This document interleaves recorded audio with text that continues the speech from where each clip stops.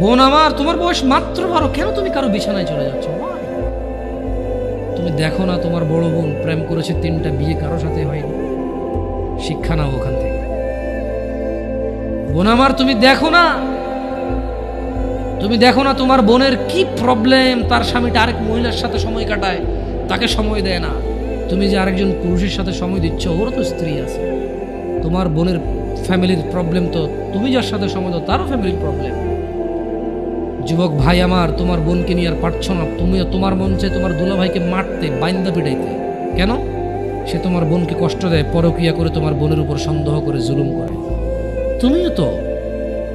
তুমিও তো কারো দুলাভাই, তুমিও তো আরেক মহিলার সাথে সময় কাটাও, তোমার বউকে সময় দাও না, জুলুম। তোমার শালারও তো মন চায়, তোমার সম্বন্ধে শ্বশুরও তো মন চায় জামাই বা দুলাভাইয়ের পিটাই ধরে কথা। কেন এভাবে বিচার করো না যুবক? বোন আমার, তোমার বয়স মাত্র 14, মাত্র। তুমি এই বয়সে সিগারেট খাওয়া শুরু করে দিছ, আফসোস বোন আমার। আর তুমি তোমার এই নাজুক, এই মহামূল্যবান, ইজ্জতদার তোমার শরীরকে আল্লাহ কত মূল্যায়ন করছে। তুমি জাহান্নামে গেলে তোমার বাপ জাহান্নামে যাবে, ভাবা যায়? মানে তুমি তোমার বাপের কান, তুমি তোমার ভাইয়ের কান, তুমি তোমার স্বামীর কান, ওরা হলো মাথা। আচ্ছা, তুমি হলা মাথা, ওরা হলো কান। তুমি হলা মাথা, ওরা হলো কান। তোমাকে আল্লাহ কত মূল্য দিছে। কারণ মাথার মধ্যে যদি কেউ বাড়ি দেও, কি বাঁচবে? বাঁচবে না। যত বড় ডাক্তার, কবিরাজ, যত উন্নত চিকিৎসায় নিয়ে যাক, যদি ওর মাথা ফেটে চৌচির করে দেয়, মস্তিষ্ক বেরিয়ে যায়, ওর বাঁচার চান্সেস কতটুকু আছে আর কতক্ষণ আছে? তোমাকে, তোমার এই ছোট্ট 3.5 হাত বডিকে আল্লাহ কত ইজ্জত দিছে, কত সম্মান দিছে।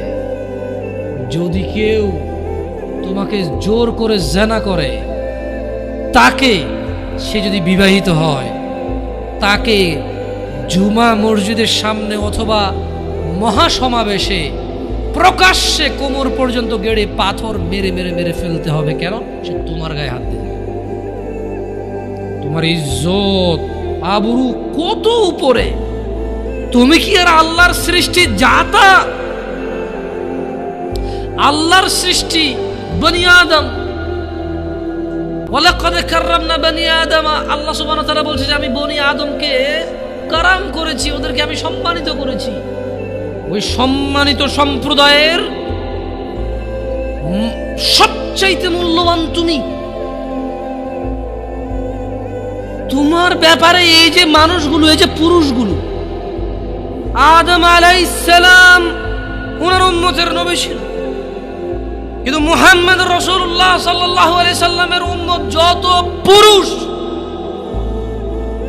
এইবার সে রাজা মহারাজা, এইবার সে কিছু একটা, সে যদি পুরুষ হয়, সে যদি মুসলিম মনে করে নিজেকে, তাকে তার রাসূলটাকে বলছে, এই আমার উম্মত যদি তুই নিজেকে মনে করিস, তবে শোন, একজন উত্তম নেক সৎ স্ত্রী দুনিয়াতে যা আছে এর চাইতে বেশি মূল্যবান।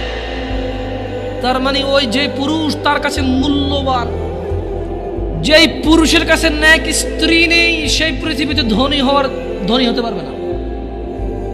ধন সম্পদ, ধনী দরিদ্র তো কিছুটা কাউন্ট হয়। স্বর্ণ আছে এত ভরি, রূপা আছে এত ভরি, জমি আছে এত বিঘা, গাড়ি আছে এতটা, ব্যাংকে টাকা আছে এতটুকু, কোম্পানির মালিক হলো $10,000 বিলিয়ন কোম্পানির প্রাইস, 2,000 কোটি টাকা কোম্পানির প্রাইস। এভাবেই তো ধনী দরিদ্র, বিল গেটস, ওই যে কি কয় এটাকে, কি আছে, আম্বানি, এভাবেই তো ধনী দরিদ্র হিসাব দেয়, রাইট?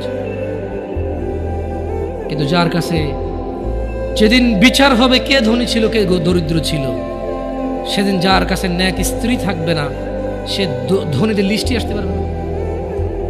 একজনের কাছে যদি পুরো পৃথিবী আর পৃথিবীতে যা আছে, একজনের কাছে যদি পুরো পৃথিবী আর পৃথিবীতে যা আছে সব কিছু থাকে, নেক স্ত্রী না থাকে, আরেকজনের কাছে যদি শুধু নেক স্ত্রী থাকে, এটা বলে প্রমাণ হয় যে নেক স্ত্রী, তাহলে ইসলাম ওকে ধনী বলে, একে দরিদ্র বলে, কি মিসকিন বলে? বেচারা, ও তো লাইফে সুখী না, ও কি বেচারা, আহা ওর জীবন মিসকিন বেচারা। তোমাকে কত মূল্য দিছে চিন্তা করছো রাসূল সাল্লাল্লাহু আলাইহি সাল্লাম।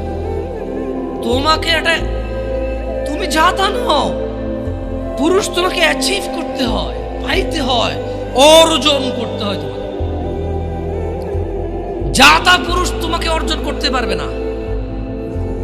যে পুরুষ তোমাকে মূল্যায়ন করতে পারবে না সেই পুরুষ তোমার সতীত্বের খেয়াল রাখতে পারবে না। যেই পুরুষ তোমার মূল্যায়ন করতে পারবে না সেই পুরুষ তোমার সতীত্বের পরোয়া করতে পারবে না, মূল্যায়ন করতে পারবে না। এটার মর্ম, এটার ইজ্জত, এটার শান্তি সে জানবে না। মিসকিন, বেচারা, বোকা, হতভাগা, পাগল, দরিদ্র, ফকির, জীবনে কিচ্ছু নাই ওর, যার কাছে তুমি নেই। বোন আমার, যার কাছে তুমি নেই তার কাছে পৃথিবীর কোনো সম্পদ নেই। বোন আমার, 12 বছর 15 বছর বয়সে তুমি কেন বিবাহের পূর্বে আরেকজনকে তোমার শরীর ধরতে দাও? আর যুবক ভাই আমার, কি বলিস কি তুই? এই পৃথিবী আর পৃথিবীতে যা আছে এর চেয়ে মূল্যবান হচ্ছে এই মেয়েটা। তো এরকম মূল্যবান একটা জিনিস ওর ধরে ছুঁয়ে তুই ওকে ওর মূল্য কমিয়ে দিবি? এত বড় জুলুম ওর প্রতি তোর। তুই আল্লাহকে ভয় করিস না তাই বলে এতটা এতটা কি বলিস তুই? তুই কি কারো গাড়ির গ্লাস ভাঙছিস জীবনে? না। কেন? ওর লস হবে। তুই কি কোনোদিন কোনো মানুষকে ঘুষি দিছিস? না। কারণ তাহলে ও বেচারা কষ্ট পাবে। তুই কি জীবনে কারো পেটে ছুরি ঢুকাইতেছিস? না। ও মরে যাবে, তাহলে ওর ফ্যামিলি ক্ষতিগ্রস্ত, লসে পড়ে যাবে। তুই কি কারো টাকা মারছিস কোনোদিন? না। তাহলে ওর ফ্যামিলি টাকার কারণে কষ্ট পাবে। তাহলে তুই কেন তুই এত ছোট ছোট বিষয়গুলো খেয়াল রাখিস যে আরেকজনের লস হবে? তাহলে তুই এই মেয়েটার জীবনটাকে তুই কি করলি? তুই পুরো পৃথিবী আর পৃথিবীতে যা আছে সবকিছু বিক্রি করলে যে সম্পদ হবে, সবকিছু অর্জন করলে যে অর্জন হবে, এর চাইতে মূল্যবান তুই ওকে সতীত্ব থেকে বের করে নিয়ে আসলি। তুই তোর সামান্য ডিজায়ার ফুলফিল করার জন্য, যেটা আল্লাহ তোর জন্য বৈধ করেছে, কবুল বললে তোর বাপের দোষ, আল্লাহর তো দোষ না। তোর বাপের দোষ, সমাজের তো দোষ না। তোর বাপ তোকে বিয়ে করে না ভাই আমার। তোর বাপ মনে করে তুই ছোট, 18 বছর বয়স তোর বাপ মনে করে তোর বাপ 16 বছর বয়সে হস্তমৈথুন করছে, তোর 22 বছর, তুই এখনো ছোট, নুনু খাস, দুধু খাস। তোর বাপের অজ্ঞতা, ইসলামের দোষ দিবি কেন তুই? এটা তোর বাপ 13 বছর বয়সে চাস্তবন জাটতবন নিয়ে পালাই গেছে, এরপরে সবাই মিলে ধরে আনছে। এরপরে তোর বাপের তোর দাদারা বলছে কলিযুগ, কলিযুগ শেষ হয়ে গেছে। 20 বছর আগের কথা বলতেছে। তোর বাপ 14 বছর বয়সে লুকায় লুকায় খেরেছিন ওই কি। আরে ভাই, আপনি শহরের ভাই, শহরের বয়স করতে হয়েছে। আর সব মানুষ শহরে গেলাম, আমি দেখছি তো ঢাকা শহর খালি হয়ে যায় কেন? তাহলে ঈদে আমারে বলেন না যে আমরা না ঢাকা শহরে থাকি, কিছু বুঝি না। হ্যাঁ, এবার বলবেন না আমাকে, আমি বাংলা পারি না, একটু পারি, এবার বলার দরকার নেই আমাকে। না, আমরা জানি আপনারা সব মানুষই গ্রামের, ঢাকা শহর ঈদ হলে সব খালি হয়ে যায়, ওই যায় না। হ্যাঁ, তো তোর বাপ ওই যে এখন কেউ বলি না যে সুপারি বাগান চেনেন না, ওই যে খেরের চিন, এগুলো বোঝেন না, বললেন না আমার যে কন্টেক্সটে কথা বলার বুঝে আসবে। হ্যাঁ, তো সেগুলো তো বলার দরকার নেই, কেমন? আমি জানি আপনি বোঝেন না, বুঝের ভান করার দরকার। আচ্ছা, তো তোর বাপে 14 বছর বয়সে এই বাঁশবাগান আশবাগানে যা জেনায় লিপ্ত ছিল, তোর বয়স 25, এখনো ছেলেটা বড় হয়নি। দোষ ইসলামের এখানে? তোর বাপের, তোর জান্নাতের প্রতি পরোয়া নেই, তোর টাকার প্রতি পরোয়া আছে। তোর বাপ তোর জান্নাত সেভ করতে চায় না, তোকে নাকি ভালোবাসে। তোর বাপ তোর ইজ্জতের পরোয়া করে না, তোকে নাকি ভালোবাসে। তুই নাকি ভালো মানুষ। পৃথিবী আর পৃথিবীর সবচেয়ে সম্পদশালী জিনিসটাকে শুধু একটা এই মুখে মুখে চুমু দিয়ে একটা ওই যে এভাবে ছবি তুলেছি,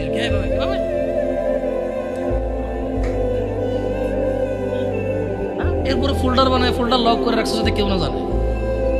এরপর ওই মাইয়ের বিয়ে ঠিক হয়ে ধমক দেয়, ছবি পাঠাবো একটা একটা।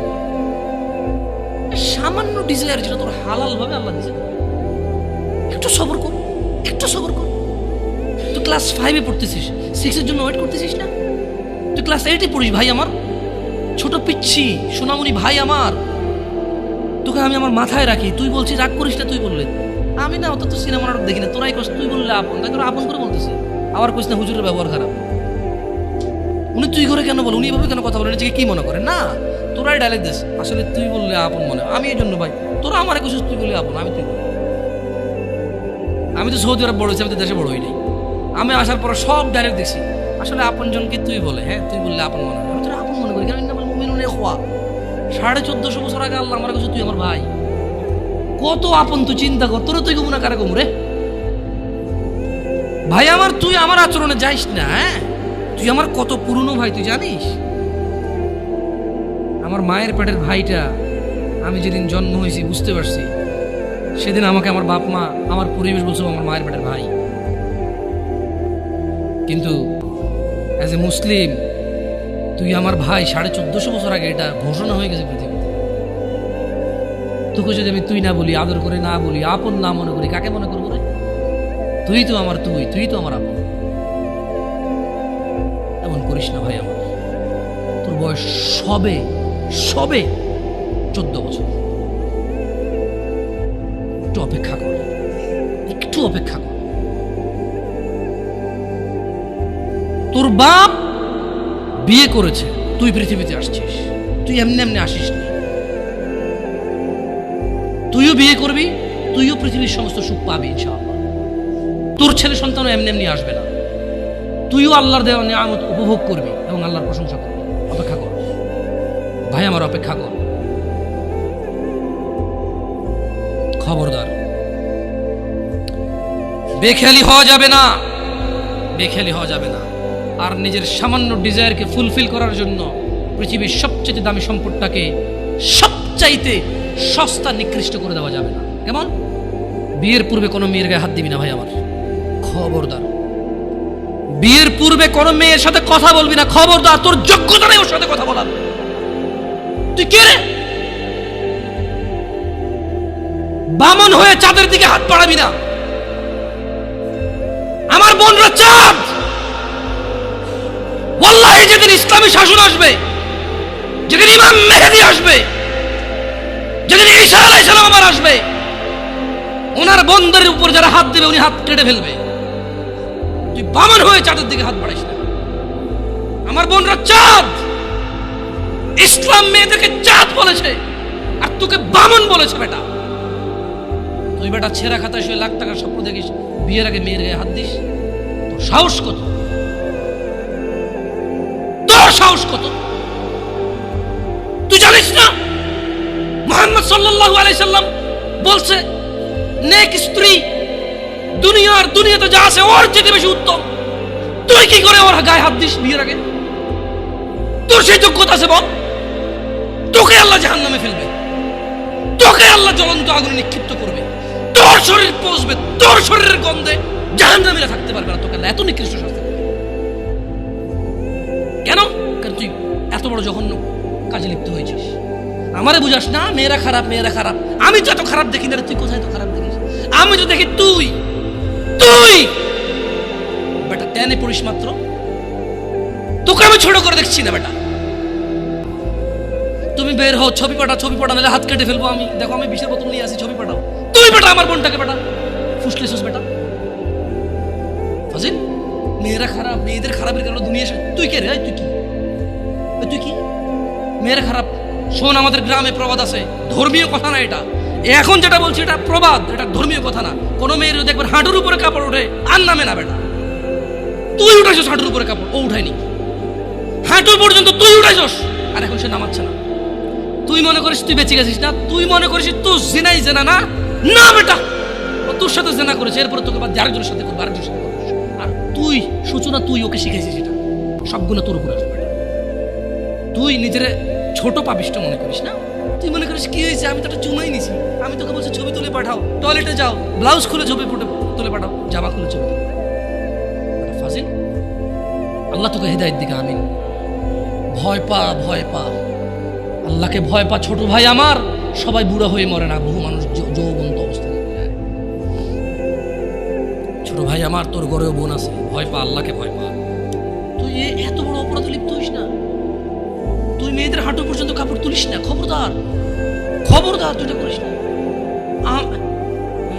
মানুষ তো বেশি নাই, তারপর আলহামদুলিল্লাহ সবাইকে কবুল করুন, যেহেতু ঘরোয়া পরিবেশে। বলেন তো কোনো মেয়ে, আপনার বয়স তখন 16 বছর ছিল আর কি, আচ্ছা জান, কোনো একটা 14 থেকে 18 বছরের মেয়ে আপনাকে বলছে চলো আমরা একসাথে থাকি, বলেন 1,00,000 একটা পাবি না, 1,00,000 আমি বলে দিচ্ছি। চ্যালেঞ্জ হলে আসিও, তুমি প্রমাণ করে দিয়ে যাও। মেয়ে কি বল, মেয়েরা প্রেম হারাম ইসলামে, ইসলামী বিয়ের পূর্বে সম্পর্কই হারাম। কিন্তু এর মধ্যেও কোনো মেয়ে ছেলেকে বলে না কিস করো, আমাকে একটা তোমার লুঙ্গি খুলে ছবি পাঠাও, বলে না। প্রত্যেকটা ছেলে বলে, এভরি সিঙ্গেল ছেলে বলে না।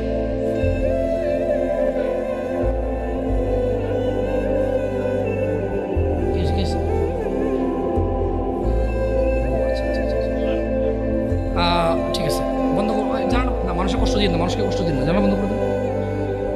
আপনার সাউন্ডটা আরো একটু করি, কেমন? মানুষজন যাতে কষ্ট না পায়, কেমন? কারণ সবাই বাধ্য না তো। না ঠিক আছে, না জানালাগুলো বন্ধ করে দেন, মানুষ যাতে কষ্ট না পায়, কারণ সবাই তো বাধ্য না।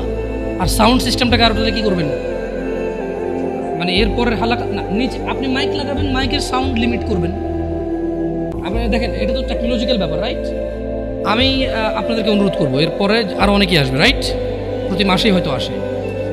আপনাদের যেখানে যারা বসে, সংশ্লিষ্ট ওই এরিয়াতে যাতে সাউন্ডটা সীমাবদ্ধ থাকে। নিচতলায় তো আর এখানকার সাউন্ড যাবে না, নিচতলায় আলাদা একটা সাউন্ড ওই লাগাই দেন, মাইক্রোফোন লাগাই দেন, মানে স্পিকার, সরি। নিচতলায় কি আর একটা, আর মাটিতে বাড়ি দিলে কে চেতে ওঠে, ওটা তো হয়। যাই হোক, তো তোমরা এই অন্যায়টা করবা না। আর যদি তোমাদের মনে হয় যে না, তোমাদেরকে কোনো 16 বছরের 17 বছরের যুবতী মেয়ে বলছে যে মানে আজে বাজে অফার করছে, আমাকে বলিও। আমার ফেসবুকে তো জানাই আছে না, আমাকে বলে ভাই ভাই ভাই এক আজব ঘটনা ঘটে গেছে ভাই, 16 বছরের মেয়ে আমাকে বলতেছে আজে বাজে কথা। না, মনে রাখবা, তোমরা যারা মেয়েদেরকে এত বিচ্ছিরিভাবে ফেসবুকে কমেন্টস করো না, খারাপকে খারাপ বলবো এটা আমি জানি, খারাপকে খারাপ বলতে হয়, কিন্তু তুমি মনে রাখবা, তোমার মতো আমার মতো কোনো ছেলে দায়ী এটা। কারণ আমার মনে হয় না কেউ প্রুফ করতে পারবে যে কোনো বিবাহ হয় নাই এমন মহিলা ছেলেদেরকে আজে বাজে প্রস্তাব দেবে, আমার মনে হয় না। হ্যাঁ, বিবাহের পূর্বে দিতে পারে কারা, যাদেরকে 12 বছর 13 বছর থাকা অবস্থায় তাদেরকে তাদের বয়ফ্রেন্ডরা আজে বাজে পথে নিয়ে চলে গেছে, সেটা ডিফারেন্ট ইস্যু হতে পারে। বাট নর্মালি যে কোনো ছেলে যে কোনো মেয়ের সাথে পরিচয় হলেই কিন্তু আজে বাজে প্রস্তাব দেওয়া শুরু করে। আল্লাহ আমাদেরকে বোঝার তৌফিক দান করুন। আর যুবক ভাইরা আমার, মনের দাসত্ব করা যাবে না। আল্লাহ সুবহানাহু ওয়া তাআলা কুরআনুল কারীমে বলছেন, ওয়ামা উবাররিউ নাফসি, সূরা মানে ইউসুফ আলাইহিস সালামের এই ঘটনাটা আমাদের জন্য খুবই প্রয়োজনীয়। কেন? এখানে আল্লাহ সুবহানাহু ওয়া তাআলা সূরা ইউসুফের মধ্যে ইউসুফ আলাইহিস সালামের একটা তথ্য তুলে দিয়েছেন আমাদেরকে। কি? ওয়ামা উবাররিউ নাফসি, ইউসুফ আলাইহিস সালাম বললেন, আর আমি নিজেকে নির্দোষ মনে করি না। ইউসুফ আলাইহিস সালাম কি বললেন? কি বলছে? ওয়ামা উবাররিউ নাফসি, আর আমি নিজেকে নির্দোষ মনে করি না। ইন্নান নাফসা লাআম্মারাতুন বিসসুই ইল্লা মা রাহিমা রাব্বি ইন্না রাব্বি গফুরুর রহিম। তিনি বলছেন যে আমি ইউসুফ আলাইহিস সালাম নিজেকে নির্দোষ মনে করি না। কেননা নিশ্চয় মানুষের নফস খারাপ কাজের নির্দেশ দিয়েই থাকে। তিনি কেন নিজেকে নির্দোষ মনে করে না? তিনি বলছে কারণ মানুষের যে নফস, যে সেলফ আছে, এটা খারাপ কাজের নির্দেশ দিতেই থাকে। কিন্তু সে নয় ইল্লা মা রাহিমা রাব্বি, কিন্তু সে নয় যাকে আমার রব দয়া করেন। তার মানে এই পৃথিবীতে ইউসুফ আলাইহিস সালাম বলতে চাচ্ছেন যে আমি নিজেকে নির্দোষ মনে করি না, তবে ওই লোকটা যাকে আমার রব দয়া করছে, নিশ্চয়ই আমার রব অতীব ক্ষমাশীল। তার মানে যদি আমরা আমাদের হৃদয়কে যদি আমরা চাই যে আমাদের হৃদয় আমাদেরকে জানার দিকে না ডাকুক, নেশার দিকে না ডাকুক, ব্যভিচারের দিকে না ডাকুক, জুলুম অত্যাচার সুদ ঘুষের দিকে না ডাকুক, যদি এটা আমি চাই, তাহলে আমি আমার রবের দয়া প্রত্যাশী হতে হবে এবং নিজেকে এমন কর্মব্যস্ততায় রাখতে হবে যে কর্মফলে রব আমার উপর সন্তুষ্ট হয়ে আমাকে দয়া করবে। এবং সেই দয়ার বদৌলতে আমার হৃদয় বা আমার নাফস আমাকে খারাপ কাজের আদেশ দিতেই থাকবে না। আল্লাহ তাআলা কোরআনুল কারীমে আরো বলছেন, ওয়া নাফসিন ওয়া মা সাওয়াহা, শপথ নফসের এবং যিনি তা সুবিন্যস্ত করেছেন তার, ফাআলহামাহা ফুজুরাহা ওয়া তাকওয়াহা, তারপর তাকে তার সৎ কাজের এবং তার অসৎ কাজের জ্ঞান দান করেছেন। একটা জিনিস খেয়াল করে দেখেন, আল্লাহ সুবহানাহু ওয়া তাআলা কি বলছেন, ওয়া নাফসিন ওয়া মা সাওয়াহা। আল্লাহ কসম করতেছে যে শপথ নফসের, মানে যে আমাদের সেলফ ভিতরে যে আমাদের সেলফটা আছে, নফস আছে, বাংলা কি কয় এটাকে? নফসের বাংলা হচ্ছে কি আত্মা, না আত্মা না, খের নফস তো বুঝছেন আপনারা, কঠিন বাংলাটা জানতে হবে কারো থেকে ভালো, যারা ভালো বাংলা গ্রামার বোঝে। তো আল্লাহ তাআলা বলছেন যে শপথ নফসের, তার নফস হচ্ছে কি যে জিনিসটা আমার মানে ব্যক্তি সত্তা আর কি, এটা খুব অপরাধ প্রবণ হয় আর কি ব্যক্তিগতভাবেই। তো তিনি বলছেন যে ফাআলহামাহা ফুজুরাহা ওয়া তাকওয়াহা, শপথ ওই নফসের যে নফসকে আল্লাহ তাআলা সৎ কাজ এবং অসৎ কাজের জ্ঞান দিয়েছেন। তার মানে আমরা বলতে পারবো না যে আমরা যে অসৎ কাজ করি আমরা নির্দোষ, কারণ আল্লাহ তো এটা আমাদেরকে কি দিয়েছে, জ্ঞান দিয়েছে কোনটা ভালো কোনটা খারাপ। কদ আফলাহা মান যাক্কাহা, সুতরাং সেই সফল কাম হয়েছে যে নিজেকে পবিত্র করেছে, ওয়া কদ খাবা মান দাসসাহা, আর সেই ব্যর্থ হয়েছে যে নিজেকে কলুষিত করেছে।